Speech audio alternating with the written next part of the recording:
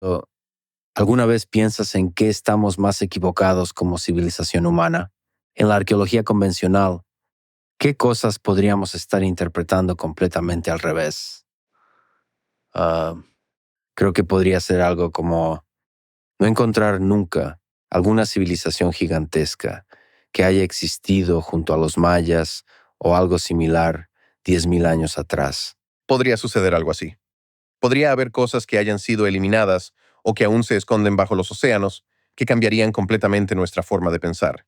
Y todos sabían que existían y todos interactuaban con ellos. Bueno, tal vez no interactuaban. Creo que en lo que más nos equivocamos es en cómo interpretamos sus motivaciones. Cuando era estudiante se me ocurrían todo tipo de teorías. Siempre estaba pensando en cosas. Y una profesora llamada Shilly me dijo, si no dejas de pensar como un europeo occidental y comienzas a intentar entender el mundo desde la perspectiva y la mentalidad de esa gente, nunca vas a poder comprender nada de lo que veas. Me tomé muy en serio sus palabras, y siempre lo aplico cuando me acerco a estas cosas. Trato de dejar de lado mis prejuicios culturales, porque intentar pensar como ellos es lo mejor que se puede hacer. Es algo completamente diferente.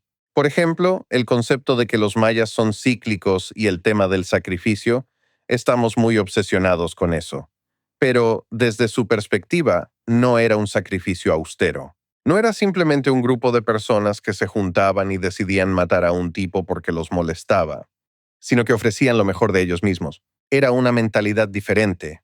No era brutalidad. Para ellos, era un sacrificio genuino y una pérdida significativa. Y no debemos olvidarnos del misterio del cachorro, que aparentemente comienza a tener relaciones sexuales con su esposa. Te aseguro que algún día voy a develar ese misterio.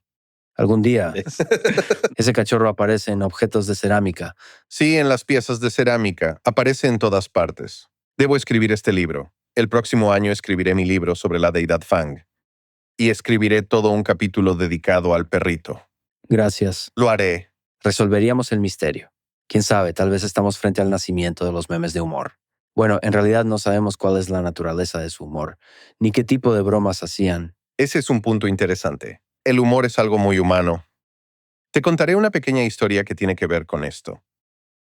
Cuando trabajé con el pueblo maya en Palenque, pasé 3 años haciendo un mapa de la ciudad, ¿de acuerdo? Caminaba por la selva todos los días, y los nativos hablaban entre ellos en su propio idioma. Estaba trabajando con el pueblo celtal. Al tiempo me di cuenta de que eran grandes bromistas, les encantaba hacer bromas, y se reían de los chistes, pero luego uno de ellos decía algo y los otros respondían, ¡Jujú! Y finalmente les pregunté por qué hacían siempre ese sonido. Y uno de ellos me dijo que era porque alguien había hecho un juego de palabras muy inteligente. Fue como si hubiera dicho 3 cosas diferentes a la vez. Había sido una expresión inteligente. Y no es que se reían de eso, sino que realizaban un sonido cuando una persona decía algo realmente ingenioso. También existen ese tipo de cosas. Son giros del discurso. Sí, el ingenio. Y pienso mucho en todo eso al momento de traducir jeroglíficos. Por ejemplo, observo algo hermoso que puede ser un poema o una declaración política, y busco minuciosamente en un diccionario lo que significa una palabra. Probablemente tenga dobles y triples sentidos a lo largo del texto, pero el verdadero significado es el subtexto. Y pienso que están hablando de maíz, pero también están hablando de la naturaleza de la vida. Pero también podría ser una sátira.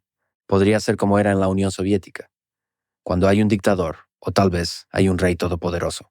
No se puede hablar de todo abiertamente. Entonces tienes que ocultar lo que realmente estás tratando de decir en el subtexto.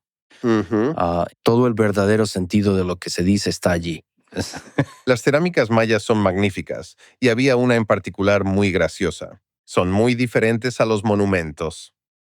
Los monumentos dicen siempre lo mismo. El nombre del rey, cuándo nació, a quiénes derrotó, con quién se casó y cuándo murió. En cambio, la cerámica nos relata cosas de historias mitológicas. Por ejemplo, había una con un conejo mirando al dios Mercante, y nadie podía traducir el texto, hasta que un europeo del este, más específicamente, un chico ucraniano, lo tradujo. Y descubrimos que en realidad lo que le decía el conejo al dios mercader era «Agáchate y huele mi trasero». Y todos esperábamos una frase fascinante de ese objeto mitológico, pero no, simplemente dice «Agáchate y huele mi trasero». Es increíble.